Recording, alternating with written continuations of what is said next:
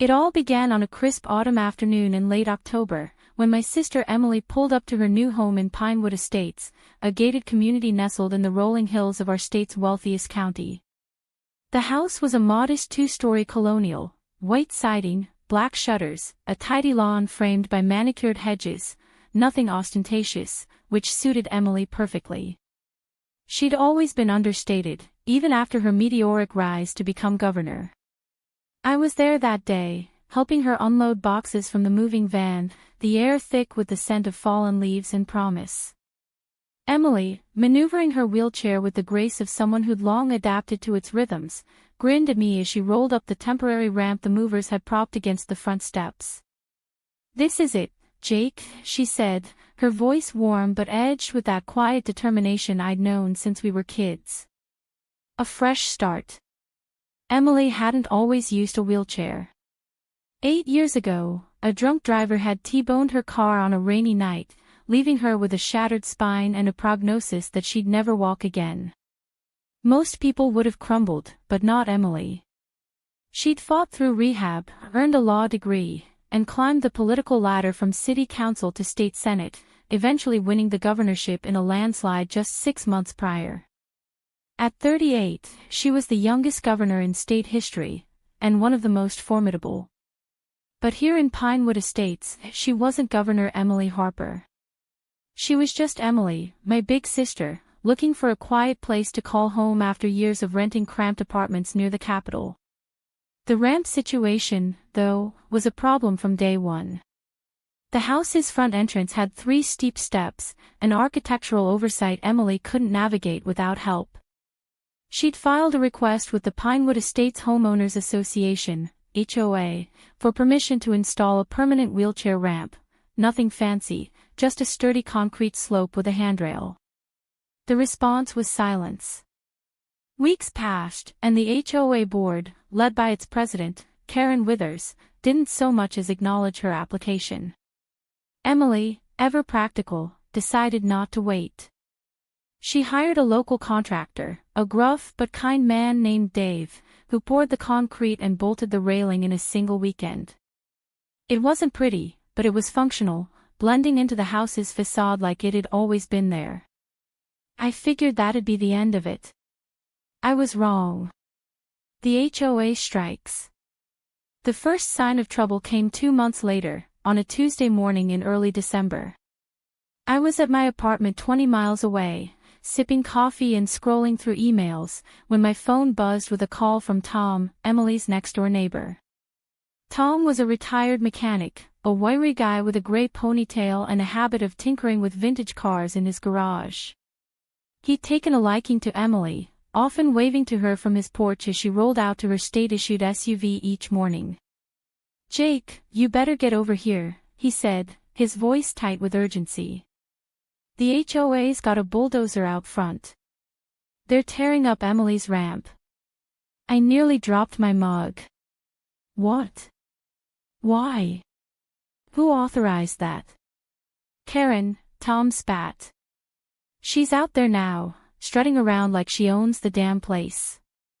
Says the ramp's unapproved and an eyesore. You gotta see this, man." I threw on a jacket, grabbed my keys, and sped toward Pinewood Estates, my mind racing. Karen Withers was a name I'd heard from Emily in passing, a real estate agent turned HOA president, notorious for her iron-fisted enforcement of the community's bylaws. Emily had laughed about her once, describing how Karen had fined a family $200 for leaving a tricycle in their driveway overnight. Petty tyrant, Emily had called her, shaking her head. But this? Bulldozing a wheelchair ramp. That wasn't petty, that was war. When I pulled into Pinewood Estates 30 minutes later, the scene was chaos. A squat yellow bulldozer idled in Emily's front yard, its blades smeared with gray dust and chunks of broken concrete. The ramp, or what was left of it, lay in a jagged heap, the handrail twisted like a pretzel. A small crowd of neighbors had gathered, some in bathrobes, clutching coffee mugs and whispering to each other. And there, at the center of it all, stood Karen Withers. She was a short, wiry woman in her late 50s, her blonde hair teased into a helmet of curls, wearing a navy blazer and holding a clipboard like a shield. She was barking orders at the bulldozer operator, a young guy who looked like he'd rather be anywhere else. "Make sure you get it all," Karen snapped, pointing at a stray slab of concrete. "We can't have this junk cluttering up the neighborhood." I stormed over, my boots crunching on the gravel driveway.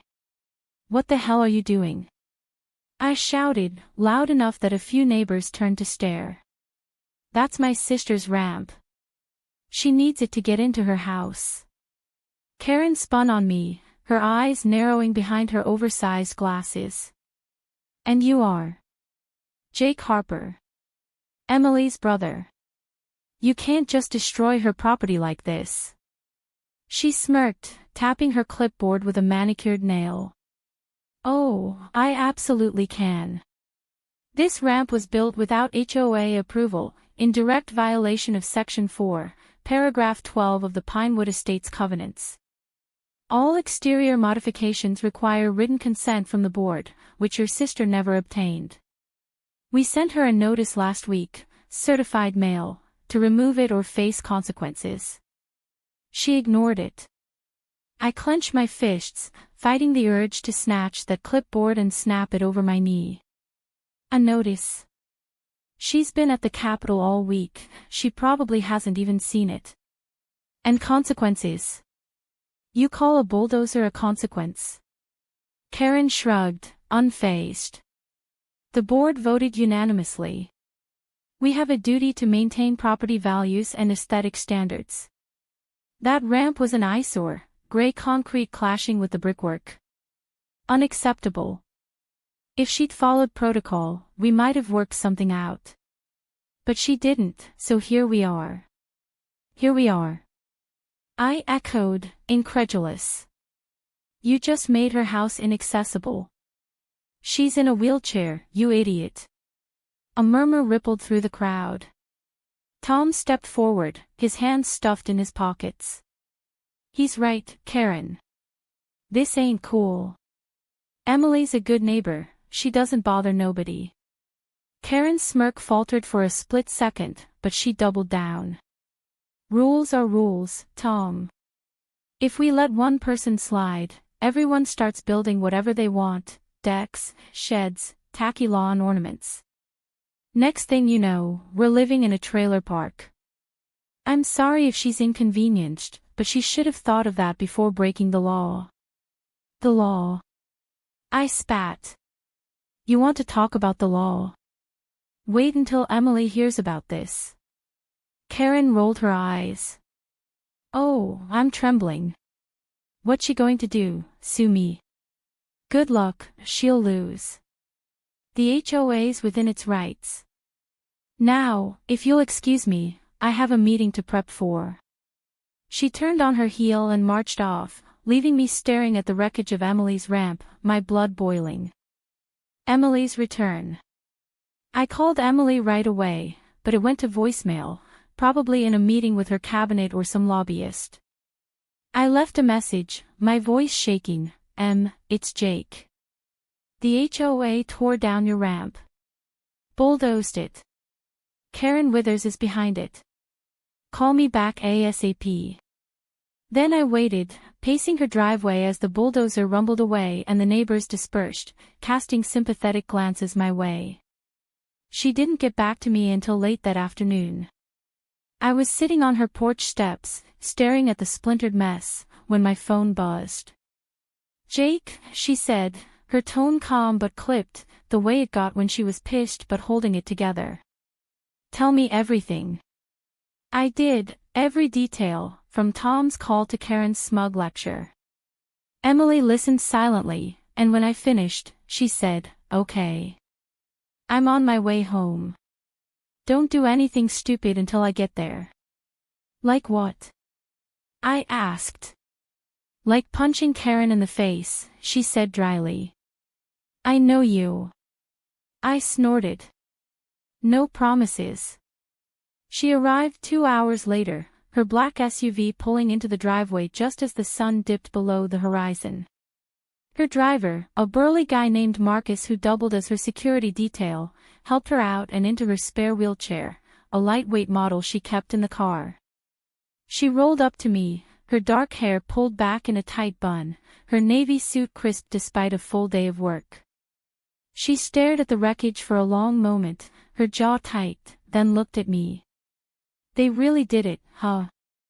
"Yeah," I said. "Karen's got a real power trip going." Emily nodded, her eyes narrowing. "She has no idea who she's dealing with." I grinned despite myself. "You gonna make her regret it?" "Oh, Jake," she said, a faint smile tugging at her lips. "Regret's just the beginning. The counterattack begins." Emily didn't waste time. That night, she set up shop in her dining room, laptop open, phone on speaker, a pot of coffee brewing. She called her chief of staff, Lena, a sharp-witted woman who'd been with her since the campaign. "Lena, I need you to pull every law on HOAs and accessibility rights in this state. Fair Housing Act, ADA, state statutes, everything. And get me a meeting with the Attorney General tomorrow." Next, she dialed her lawyer, Sam Carter, a grizzled veteran who'd handled her election disputes. "Sam, the HOA at Pinewood Estates demolished my wheelchair ramp today. No warning, no negotiation, just a bulldozer. I want a lawsuit drafted by morning. Discrimination, property damage, the works." Finally, she called a reporter she trusted, Mia Torres from the Capital Gazette. "Mia, I've got a story for you. Off the record for now, but I'll give you the exclusive when it breaks. My HOA destroyed my ramp because it didn't match their aesthetic. I'm about to make them wish they'd picked a different fight." By midnight, the plan was in motion. I crashed on her couch, waking to the smell of more coffee and the sound of her typing furiously. She looked up as I shuffled in. "Sleep well." "Better than Karen will tonight," I said. "What's the next move?" She smirked. "Watch and learn." The storm breaks. The story hit the next morning like a thunderclap. Mia's article dropped online at 6 a.m., Governor Harper's wheelchair ramp destroyed by HOA in shocking overreach. By 8, it was on every local news channel, complete with shaky cell phone footage Tom had taken of the bulldozer in action. Reporters descended on Pinewood Estates, their vans clogging the cul-de-sac as they shoved microphones in Karen's face.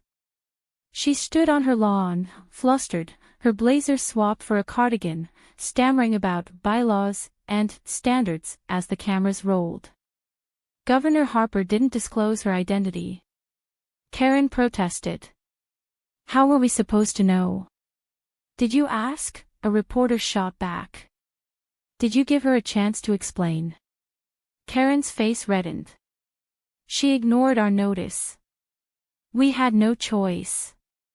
The backlash was swift. Disability rights groups organized a protest outside Karen's house by noon, chanting, "Access is a right," and waving signs with Emily's campaign slogan, "Justice for all." Social media erupted, with hashtag Rampgate trending statewide. Memes of Karen as a cartoon villain, complete with a bulldozer and a clipboard, flooded X, while Emily's supporters flooded her office with calls of solidarity. Emily, meanwhile, was in full governor mode. She held a press conference at the Capitol, rolling up to the podium in her wheelchair, her voice steady as she recounted the incident. "This isn't just about me," she said. "It's about every person who's been told their needs don't matter because they inconvenience someone else. It's about accountability. And it's about making sure this never happens again." The legal hammer drops. Sam filed the lawsuit that afternoon, $500,000 in damages, citing violations of the Fair Housing Act, the Americans with Disabilities Act, and state property laws.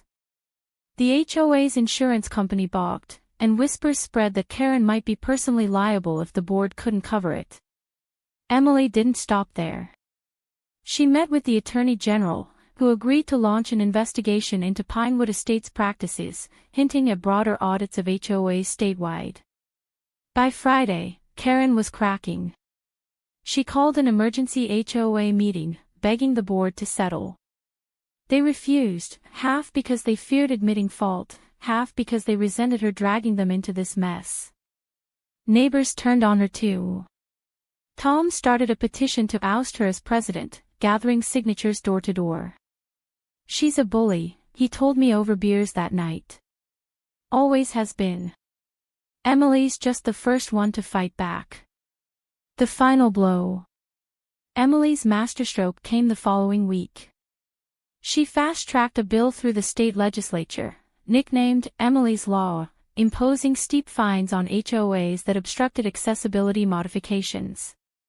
It passed with bipartisan support, fueled by public outrage and her own lobbying muscle.